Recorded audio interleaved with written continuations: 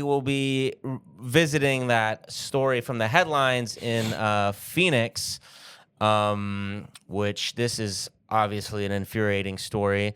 And it's breaking, so we don't have as much details as we would like, but let's just dive into it. So reading here from AZ Central, it's called Phoenix Police Chief Deeply Sorry, Officer Shot Dad in Intruder Call. Nigga hit the my bad. Yes.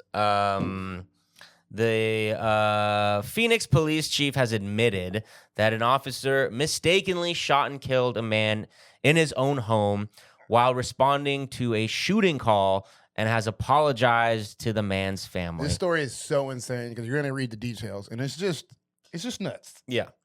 And so, yeah, we're making fun of their apology, but reading the next line here, the apology came a week after the family accused police of killing, saying the officer rushed in and fired before knowing who he was shooting at. Nigga literally shot first, and Yes. then didn't even ask questions later. I mean, I'm assuming he did. It's like, but that's literally the phrase. You shoot first and ask questions later. That's your policing policy. Yes. Going back here. Police had previously remained silent about the events of January 26th when Christian Diaz's family said he was killed in his living room after subduing and disarming an intruder. Here's their apology. Quote, "My heart goes out to the family and loved ones affected by the officer-involved shooting on Monday, January 26th. I am deeply sorry for their loss. I understand that incidents like this bring pain not only to those directly impacted, but to our entire community," read a February 6th statement from Police Chief Matt Giordano. And obviously these statements always just sound like, lawyer, corporate nonsense.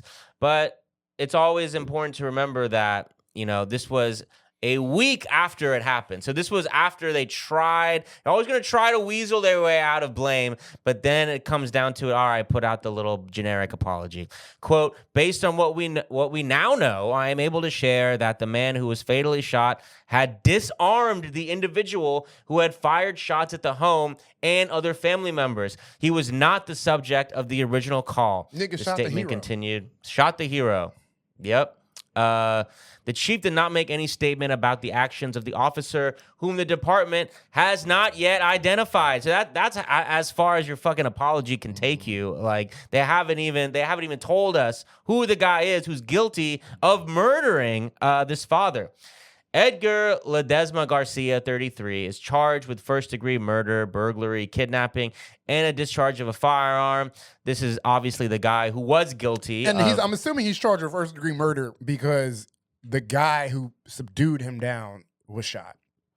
Yeah, so we're gonna get into that in a second. So the Maricopa County Attorney's Office alleges that Ledesma Garcia, here it goes, was responsible for the circumstances that led to the officer fatally shooting Diaz. This is what they always do. This is not the first time we've had a story like this where a cop comes in, shoots the wrong person, and then pins the blame on the person they were supposed to, I'm gonna say, shoot. Like, obviously, we don't want cops going around guns blazing, but if they are gonna be that way, can you at least shoot the correct person? No. So then they blame the guy that they were supposed to, quote unquote, shoot at, and pin them as if that's the person who came up to them, put the gun in their hand, and made them pull the trigger. Maricopa County Attorney Rachel Mitchell said this could make him eligible for the death penalty, though the case remains under review. Obviously this guy was shooting up this house. So this guy does deserve to be held accountable for what he did. But this whole thing, they're also using this to pivot the blame away from them and be like, wow, this monster literally killed this father. No, y'all literally killed this father. Whenever I be hearing stories about this, I always just think of cops you're in a hospital, a surgeon's just saved the person's life. They've done a crazy heart transplant and the person lives and the doctors and nurses are all high five and be like, yeah, yeah, yeah. And then a cop comes in and bow, bow, bow, bow, just shoots the person right after they save. And like, oh, my bad. I thought it always feels like the most insane scenarios where these cops, you'd be like, oh, okay, and the day was saved, and then actually cops come kill fucking cops. Yeah, they're supposed to come and save the day. You know, we were taught since we were kids to worship them as heroes, and it's funny because like the defense is always like, oh, you don't like cops? Well, what are you gonna do when someone's breaking into your house and a cop? What are you gonna do when there's not a cop to come in and kill your dad when someone's breaking into your house? Like this is what happens.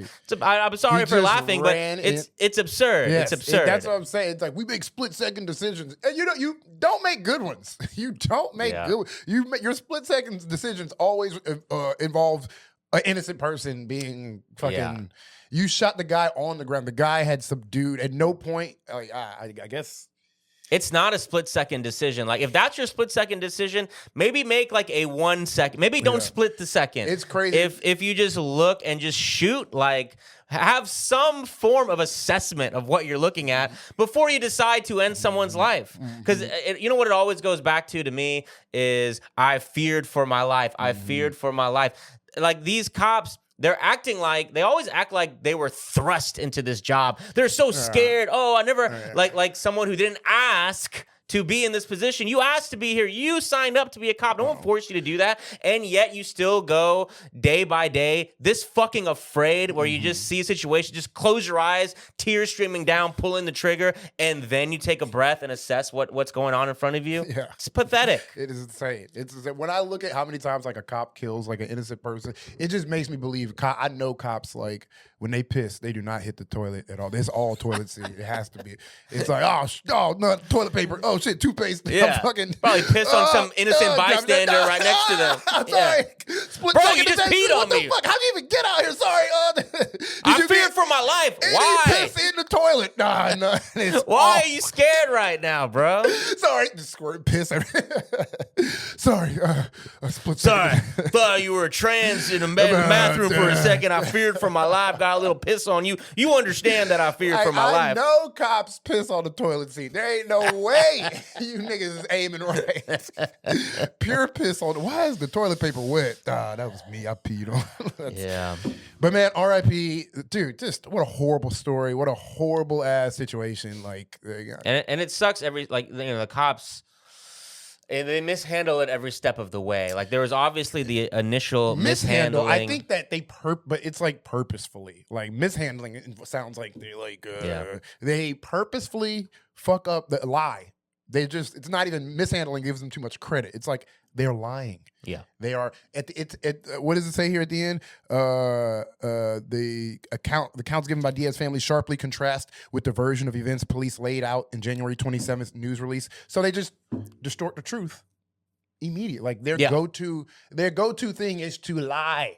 That's what I mean. It's like first they kill the guy, and then they're acting like this apology is like something to be cherished by this family. Yeah. When no, they lied at first. Yeah. They killed the father, lied about it, and now they are apologizing. Haven't released the body cam footage yet, so pretty soon we're gonna get the body cam the way that police release it, where it starts out with just like a sheriff in front of a podium, and he's like, "All right, now I'm about to show you something. It's going to be a little bit confusing for a civilian to understand, but don't worry, I'm here to walk you through it." And it's like 30 minutes long. Pause, edited, pause, edited. As you can see here, the officer, even when they state, like, I'm reading this quote, I am deeply sorry for their loss. I understand that incidents like this bring pain not only to those directly impacted, but I understand that, like ChatGPT told me that I had to feel bad about this. From what Claude tells me, people are sad when they lose a family member when